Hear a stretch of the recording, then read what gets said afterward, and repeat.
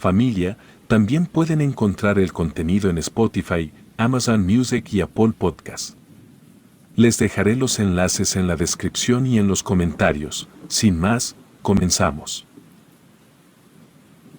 Era por allá de 1998 cuando mi familia lo perdió todo, su casa, patrimonio y dinero.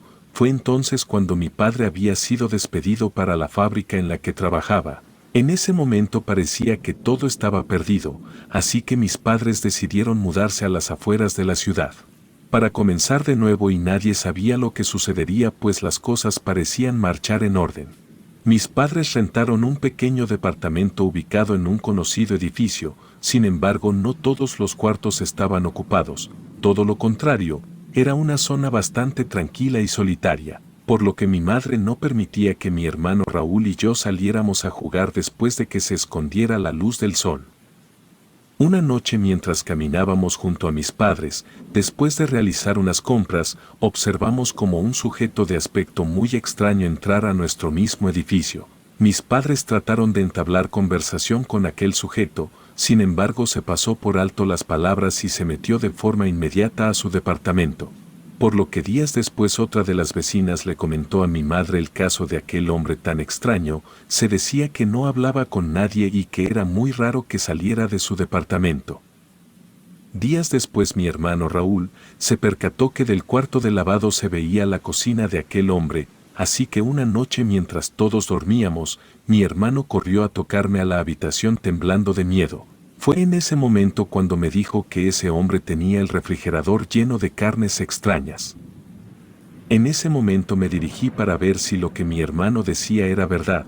Sin embargo, al asomarme por la ventana, no pude ver nada fuera de lo común, así que intuí que todo había sido parte de la imaginación de mi hermano. Mientras pasaban los días, Raúl seguía teniendo aquella idea de terror sobre el sujeto solitario, se abstenía a pasar por el cuarto de lavado o su departamento.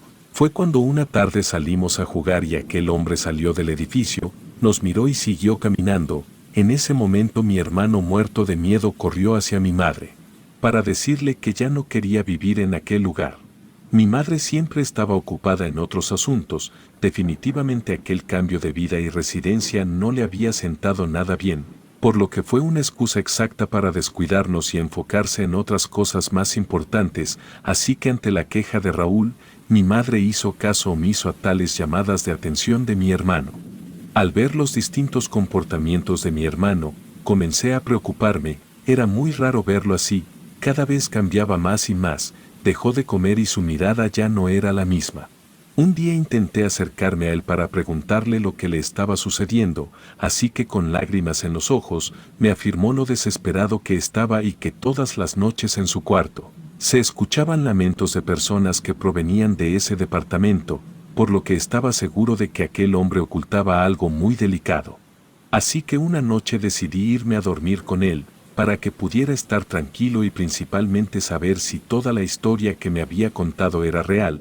Durante la madrugada todo marchaba bien. Parecía que Raúl solo estaba imaginando una historia de terror, que lo estaba persiguiendo por todos lados. No obstante, unos sonidos extraños comenzaron a salir del apartamento. Fue entonces cuando traté de asomarme para ver lo que ocurría. Fue entonces cuando vi exceso de líquido rojo saliendo del refrigerador. Realmente esa escena me dejó en shock. Sin embargo, traté de asociarlo a distintos contextos que no fueran lo que siempre pensaba Raúl. Quizá aquel hombre tenía mucha carne que se estaba descomponiendo por falta de conocimiento, o tal vez él trabajaba para una carnicería. Mil cosas rodearon mi mente en ese momento, y aunque Raúl se aferraba a la idea de que ese hombre escondía algo muy delicado, traté de convencerlo que solo eran sus ideas erróneas. Mientras los meses pasaban, aquel hombre seguía siendo igual o incluso más misterioso.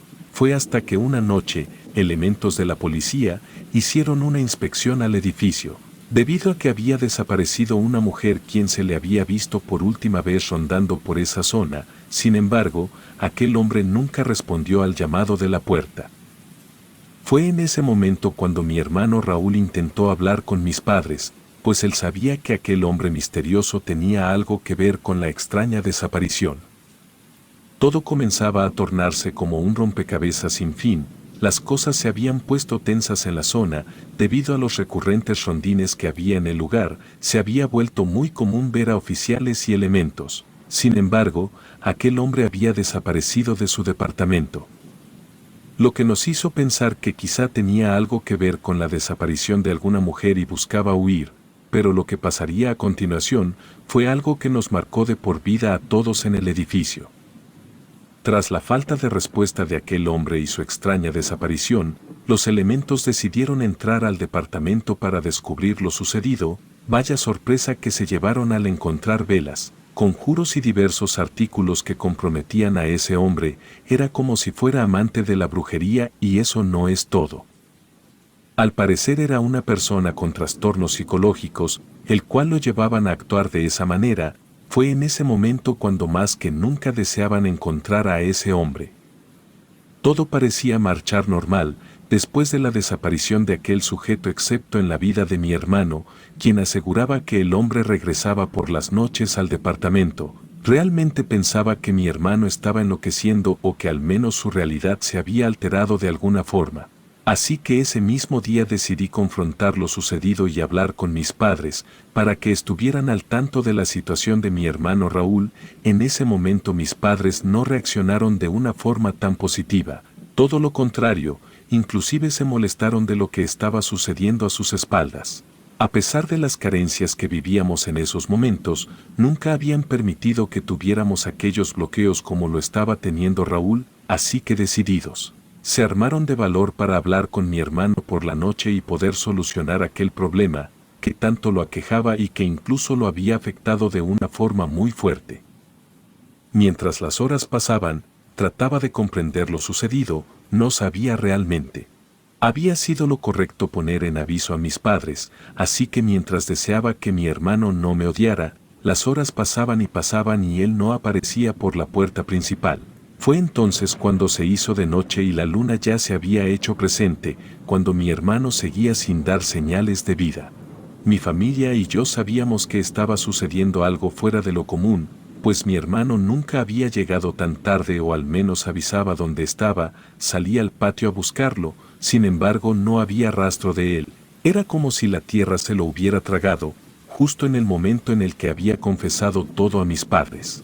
Pasada la medianoche mi madre no pudo con la incertidumbre y acudió a levantar una denuncia por la desaparición de mi hermano. Sabíamos que algo andaba mal y no podíamos quedarnos de brazos cruzados. Una vez estando en la comandancia y hacer la denuncia correspondiente, traté de pensar algún otro lugar en el que estuviera mi hermano. Todo parecía nublarse a mi alrededor. Comenzaba a sentir señales de que debía decir lo sucedido a los policías para continuar la investigación, así que regresé a declarar lo sucedido. Fue así cuando pasaron los días, incluso las semanas, y mi hermano no aparecía. Realmente estábamos desesperados. Por las noches soñaba con aquel hombre torturando y asesinando a mi hermano. Realmente se me había metido en la cabeza y estaba seguro de que aquel sujeto tenía algo que ver con su extraña desaparición. Así que un día alguien tocó a la puerta.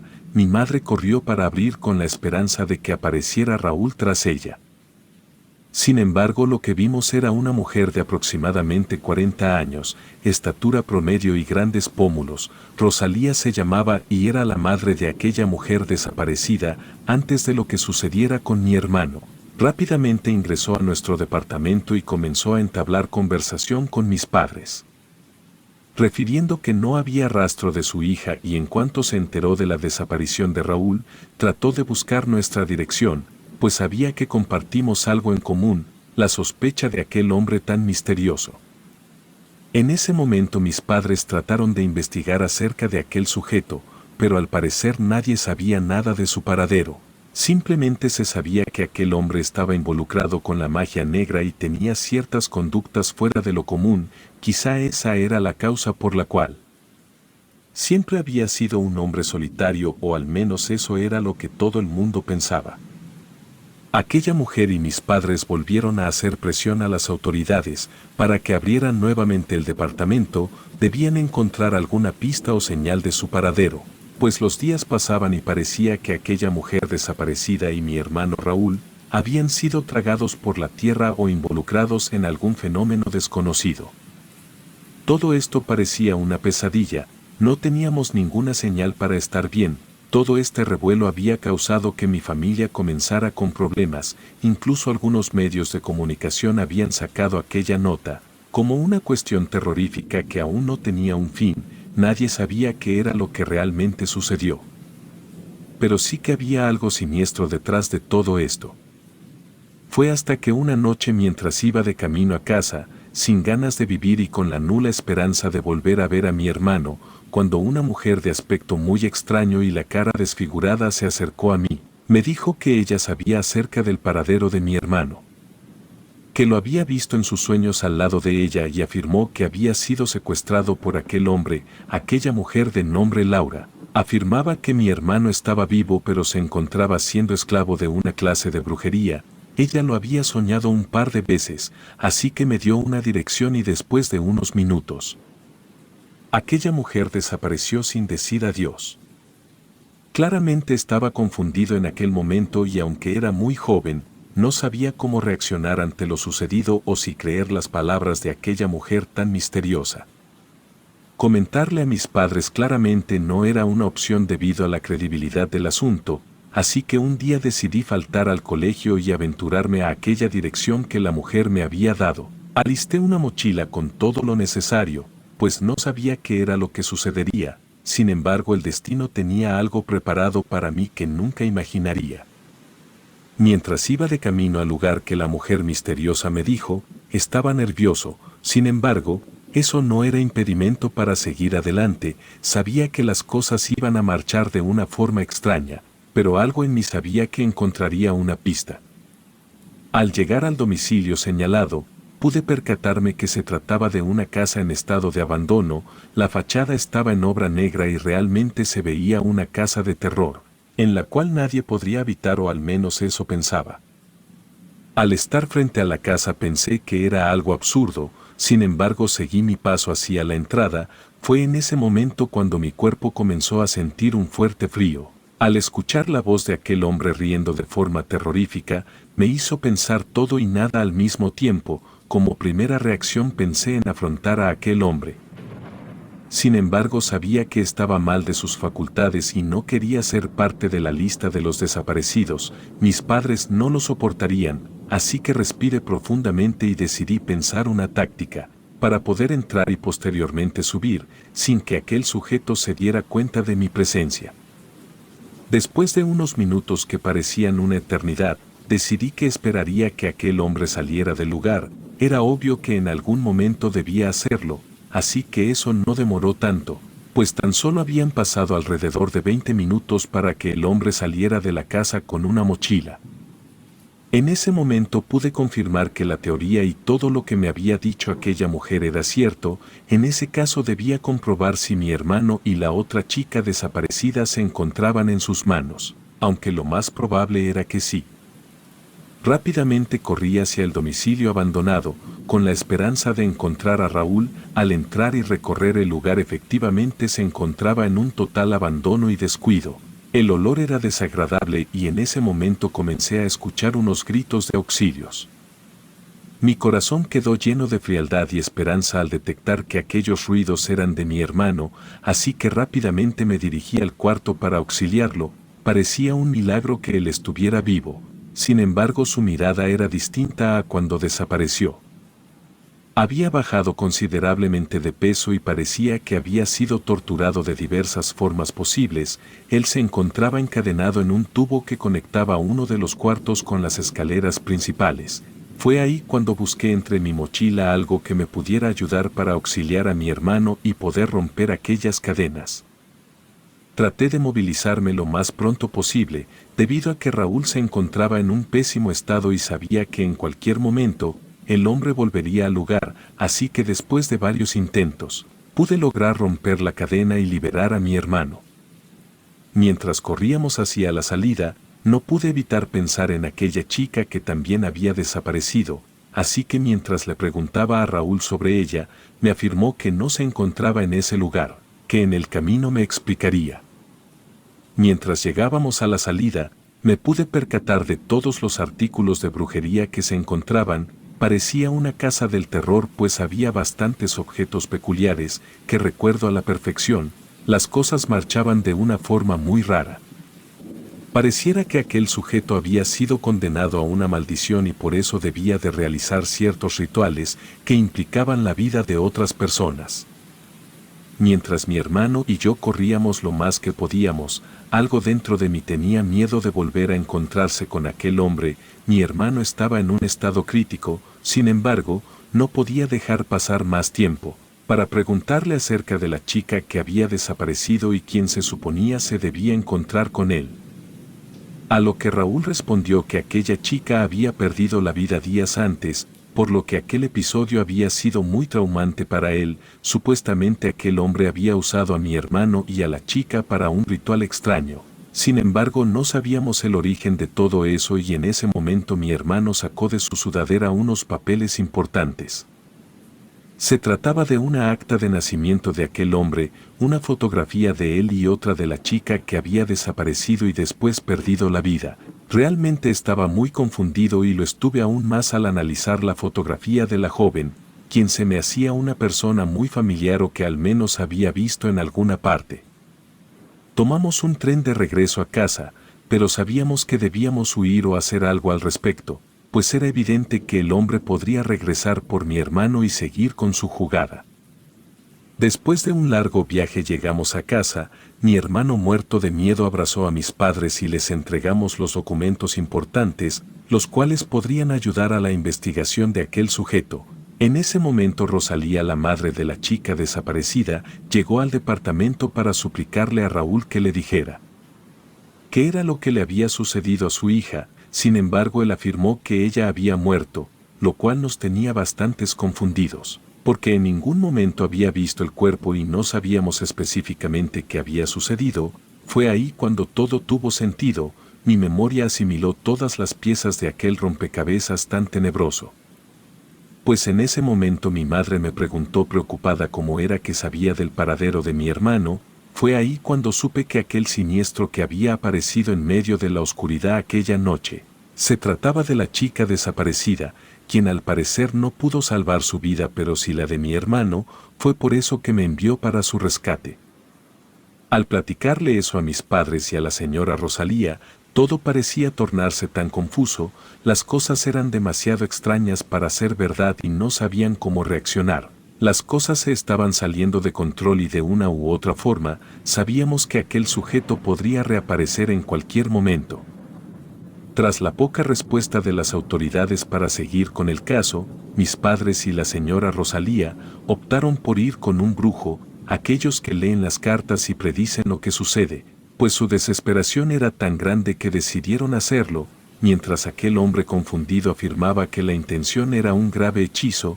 Después de unos minutos, alzó la mirada específicamente en dirección de la señora Rosalía, a quien afirmó que su hija estaba muerta. Sin embargo, sus dones no eran tan poderosos para saber dónde estaba el cuerpo.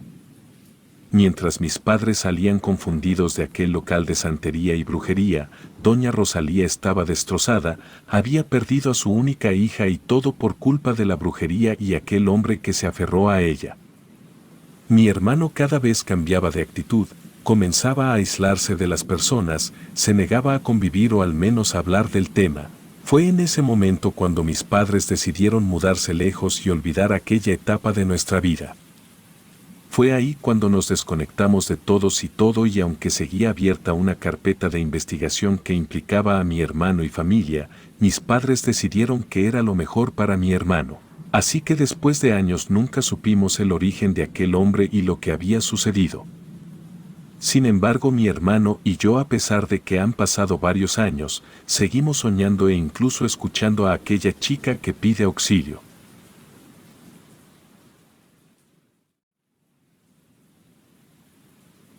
La ciudad estaba sumida en la oscuridad, solo iluminada por la tenue luz de los faroles de las calles. El agente Rolando Beltrán, un veterano de la policía, patrullaba las solitarias calles con la sensación de que esa noche sería diferente. Una extraña inquietud se apoderaba de él, como si estuviera siendo observado por algo que no podía ver. Mientras conducía su patrulla por las tranquilas calles residenciales, sus ojos se posaron en un callejón poco iluminado. La curiosidad lo invadió y decidió adentrarse en ese rincón oscuro. Al llegar al final del callejón, algo captó su atención: una figura extraña, de aspecto antiguo y ajeno a todo lo que conocía. Era un ser alto y delgado, envuelto en una especie de túnica que parecía tener inscripciones misteriosas. Su rostro, en parte oculto por una capucha, emanaba una luz tenue y sus ojos resplandecían en la penumbra. Lo más inquietante era que la figura parecía tener rasgos parecidos a los de una antigua deidad náhuatl. Rolando, aún en estado de shock, se acercó lentamente al ser y cada paso resonaba en la quietud de la noche y el misterioso ser no parecía inmutarse. Al llegar a una distancia prudente, logró ver que sostenía un extraño objeto en sus manos, un cetro con un símbolo enigmático en su extremo. ¿Quién eres?, preguntó con voz temblorosa. Sin obtener respuesta, la figura simplemente lo miraba con sus ojos penetrantes. Sin previo aviso, el ser comenzó a hablar en una lengua antigua y desconocida para Rolando. Aunque no entendía las palabras, sentía que las vibraciones de esa voz resonaban en su propia alma. El aire se cargó de una extraña energía y el ambiente se volvió opresivo. De repente, la figura se desvaneció en la oscuridad, dejando a Rolando perplejo. La callejuela volvió a sumirse en el silencio, pero algo había cambiado. El agente Beltrán, ahora poseído por una mezcla de temor y fascinación, se encontraba en medio de un misterio ancestral, que lo arrastraría a explorar los límites entre la realidad y lo sobrenatural. Después de su encuentro con la figura náhuatl, el agente Rolando Beltrán se encontraba en un estado de agitación constante. No podía sacarse de la cabeza la mirada penetrante y los sonidos incomprensibles que había experimentado en aquel callejón oscuro. La figura se había desvanecido, pero su presencia continuaba atormentando. Las noches se volvieron interminables, el insomnio se apoderó de él, y cuando lograba conciliar el sueño, se veía atormentado por pesadillas extrañas, imágenes de deidades antiguas. Seres mitológicos y símbolos misteriosos se entrelazaban en sus sueños, creando un paisaje surrealista que lo dejaba con un sentimiento de inquietud al despertar. Durante el día, Rolando se sumía en la investigación de aquel ser náhuatl. Buscó en antiguos textos, mitologías y registros históricos, intentando descifrar la conexión entre el ser y la ciudad moderna en la que vivía. Sin embargo, cada respuesta parecía abrir nuevas preguntas y el misterio se volvía cada vez más intrincado. Una tarde, mientras revisaba archivos en la estación de policía, Rolando recibió una llamada de un anciano estudioso de la cultura náhuatl. El hombre afirmaba haber leído sobre un antiguo dios que, según las leyendas, poseía el poder de atravesar dimensiones y aparecer en lugares lejanos. Este dios, conocido como Tlahuizcalpantecutli, estaba relacionado con la noche y la luz del amanecer. Debes tener cuidado, joven Beltrán, pues aquel siniestro no es una deidad que se cruce en nuestro mundo sin razón. Su presencia puede traer consigo eventos sobrenaturales y cambios drásticos en la realidad, advirtió el anciano con un tono sombrío. Rolando, sintiendo que se adentraba en un territorio desconocido y peligroso, agradeció la información y continuó su búsqueda de respuestas. No sabía qué fuerzas antiguas había despertado aquella noche en el callejón, pero estaba decidido a descubrir la verdad, incluso si eso significaba enfrentarse a lo inimaginable.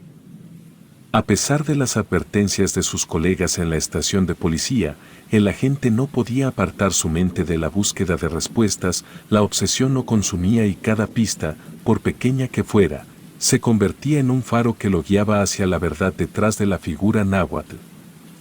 En su búsqueda, descubrió que varios incidentes inexplicables habían ocurrido en la ciudad en las últimas semanas. Testigos hablaban de sombras danzantes en la oscuridad, luces parpadeantes en el cielo y susurros inaudibles que llenaban las noches. La conexión con la figura náhuatl se volvía cada vez más evidente. Siguiendo las pistas, Rolando llegó a un antiguo templo abandonado en las afueras de la ciudad. El lugar estaba cubierto de misterio y leyendas urbanas que sugerían que era un punto focal de actividad sobrenatural.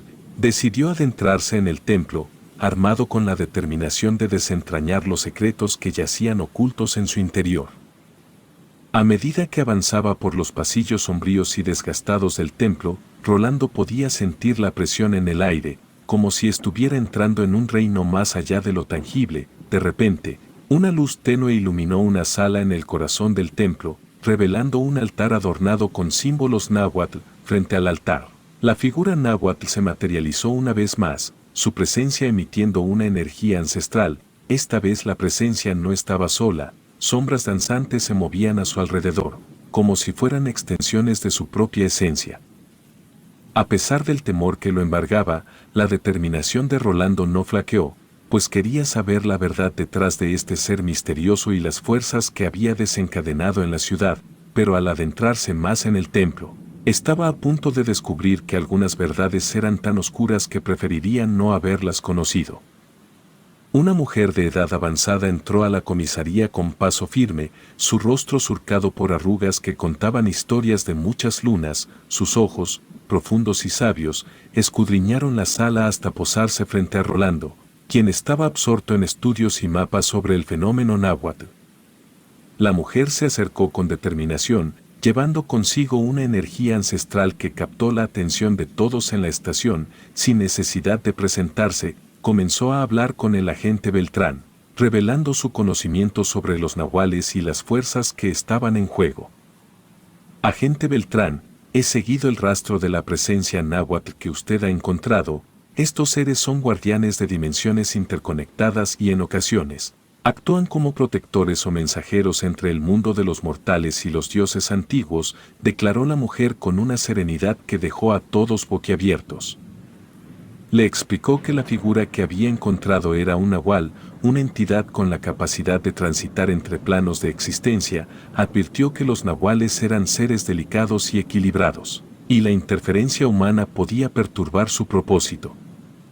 La mujer anciana también reveló que la ciudad estaba en peligro debido a un desequilibrio en las fuerzas sobrenaturales y que solo restableciendo la armonía podrían salvarse de eventos más oscuros.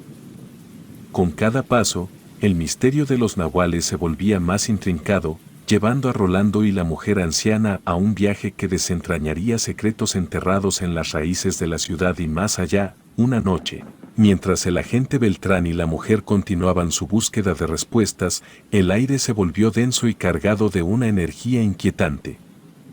La figura náhuatl volvió a manifestarse ante ellos, como una sombra que emerge de las profundidades de la oscuridad. El nahual estaba envuelto en una túnica, que parecía tejida por las mismas sombras de la noche. Su estatura imponente y esbelta dejaba entrever una majestuosidad sobrenatural. La capucha cubría parcialmente su rostro, pero sus ojos resplandecían con una luz que emanaba sabiduría. Símbolos misteriosos y antiguos decoraban la túnica, brillando intermitentemente con un fulgor sobrenatural. A medida que se acercaba, las sombras que lo rodeaban se movían en armonía, como si fueran extensiones de su propia esencia. Cada paso del nahual resonaba con un eco sutil, creando una sinfonía en la oscuridad que dejaba al agente Beltrán y la mujer anciana en un estado de reverencia. La mujer anciana, a pesar de su experiencia, mostró respeto y temor ante el nahual. Beltrán, por otro lado, sentía un temor reverencial. En ese momento, la figura náhuatl se convirtió en un símbolo vivo de la conexión entre lo tangible y lo espiritual, un recordatorio de que la realidad podía ser mucho más compleja de lo que la mente humana podía abarcar. La confusión y la incertidumbre se apoderaron de la mente de la gente y la mujer. A pesar de la majestuosidad del nahual y su aura sobrenatural, la verdadera naturaleza de sus intenciones permanecía en la penumbra, como un enigma que desafiaba la comprensión humana. ¿Por qué nos has mostrado tu presencia? ¿Qué es lo que buscas?, preguntó Beltrán, luchando por comprender el propósito detrás de la aparición del nahual. En ese momento la figura náhuatl se desvaneció de nuevo en las sombras, dejando tras de sí una sensación de inquietud en el aire. Se encontraron con un dilema: seguir enfrentándose a las fuerzas desconocidas que amenazaban la ciudad o retirarse ante la imposibilidad de comprender el vasto panorama de lo sobrenatural. Con sus mentes llenas de preguntas y su destino entrelazado con lo inexplicable, el agente y su inusual compañera, Se embarcaron en una búsqueda que los llevaría más allá de los límites de lo tangible y los sumergiría en un mundo donde la realidad y la fantasía convergían en una danza incesante. Las noches se volvieron más opresivas, cada sombra parecía albergar sus propios secretos oscuros, el agente y la mujer anciana, envueltos en una oscuridad que parecía palpitar con presencias inquietantes, continuaron su búsqueda por la ciudad. Cada callejón era un laberinto de misterios, donde susurros inaudibles y sombras danzantes los acechaban. Una vez más, el nahual se manifestó, pero esta vez su presencia traía consigo un aire de malevolencia. Su figura alta y esbelta se recortaba contra la negrura de la noche y sus ojos brillaban con una luz que evocaba más temor que sabiduría, atrapados en este paisaje de pesadilla. Se vieron obligados a enfrentar criaturas que desafiaban toda lógica, las sombras se contorsionaban, tomando formas grotescas y seres que parecían fusionar lo humano con lo monstruoso. Cada rincón de la ciudad se convirtió en un escenario de horror, donde los susurros malignos resonaban en los oídos de los valientes exploradores. Los lugareños, ajenos al oscuro destino que se cernía sobre ellos, comenzaron a sucumbir al influjo del nahual, sus miradas perdidas y sus gestos erráticos revelaban una conexión macabra con fuerzas más allá de su comprensión. Beltrán y la mujer anciana se encontraron en una carrera contra el tiempo. Tratando desesperadamente de revertir la oscura transformación que se apoderaba de la ciudad antes de que la noche eterna se hiciera dueña de todo.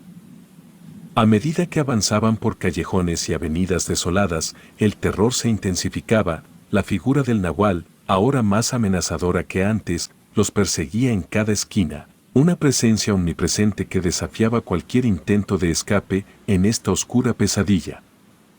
El agente y la mujer anciana comprendieron que enfrentaban algo más allá de sus peores temores, algo que desafiaría incluso la resistencia de las almas más valientes. Los habitantes de la ciudad, ajenos a los eventos sobrenaturales que se desataban, comenzaron a experimentar pesadillas colectivas que los atormentaban mientras dormían. Los sueños oscuros y vívidos pintaban imágenes de figuras náhuatl acechando en las sombras y algunos despertaban con marcas inexplicables en sus cuerpos. Descubrieron relatos de antiguos rituales y pactos oscuros que, según las leyendas, habían perturbado el equilibrio entre el mundo de los mortales y el reino de lo desconocido. El templo abandonado, que ahora parecía ser el epicentro de la actividad sobrenatural, reveló secretos más oscuros, esculturas antiguas cobraron vida en las sombras, murales ancestrales contaban historias de pactos olvidados y el aire estaba impregnado con una presencia tangible que erizaba la piel. A medida que Rolando y la mujer anciana se aventuraban más profundamente en la oscura historia de la ciudad, descubrieron que el náhuatl no era simplemente un protector de dimensiones, sino una entidad vinculada a un antiguo culto que buscaba trascender los límites de lo humano. El ritual que había desencadenado la presencia náhuatl estaba ligado a la desesperación de aquellos que anhelaban poder, más allá de la comprensión humana. Beltrán comprendió que debía desentrañar la conexión entre los eventos actuales y los antiguos pactos para romper el ciclo de desequilibrio que asolaba la ciudad. La ciudad, sumida en un aura de terror y susurros inaudibles, se convirtió en el escenario de una batalla entre lo tangible y lo incorpóreo. Fuerzas más allá de su comprensión, se vieron envueltos en una lucha para preservar la realidad y liberar a la ciudad de las garras de la oscuridad ancestral, el agente Rolando y la anciana. Después de semanas de incesante búsqueda y enfrentamiento con fuerzas que desafiaban la lógica, llegaron a un doloroso y desgarrador reconocimiento. Aceptar la magnitud del poder que el nahual poseía, implicaba comprender que, en su empeño por restablecer el equilibrio, podrían arriesgar más de lo que estaban dispuestos a perder. La ciudad, envuelta en un manto de oscuridad, continuaba sufriendo las consecuencias de la interferencia entre mundos. Exhaustos y marcados por las experiencias sobrenaturales, tomaron la difícil decisión de retirarse. La realidad y la fantasía se entrelazaron en un nudo inextricable. Y la lucha por comprender lo incomprensible demostró ser demasiado abrumadora. El nahual, testigo silente de la rendición de los dos buscadores de la verdad, se disolvió en la oscuridad como si fuera una sombra desvaneciéndose al amanecer. La ciudad, aunque liberada de su presencia física, quedó marcada por lo sobrenatural. Beltrán y la anciana, dejando atrás el templo abandonado y las leyendas no resueltas, se enfrentaron al dolor de la derrota.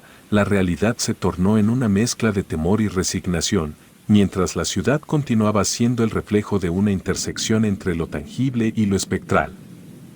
En silencio, con el peso de lo inexplicable a sus espaldas, ambos comprendieron que algunas verdades estaban destinadas a permanecer ocultas en las sombras. La ciudad, aunque marcada por la experiencia, seguía su curso con el eco de susurros ancestrales, resonando en las noches interminables.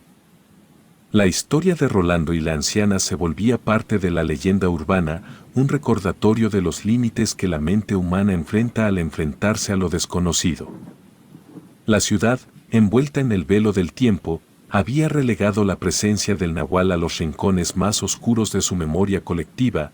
El templo abandonado, ahora cubierto por enredaderas y sombras, se erguía como un testimonio silencioso de la intersección entre lo divino y lo humano. Las leyendas que una vez fueron susurradas con temor se habían transformado en relatos tradicionales, contados alrededor de fogatas en noches estrelladas.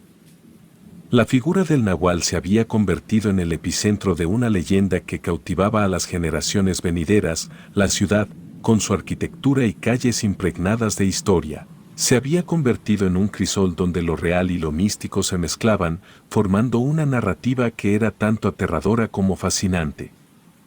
Beltrán, retirado de la policía y envejecido por el paso del tiempo, se encontraba sentado en un banco del parque, observando cómo la ciudad seguía su curso. La anciana, cuyos ojos aún reflejaban la sabiduría de antaño, había regresado a las sombras de la cotidianidad.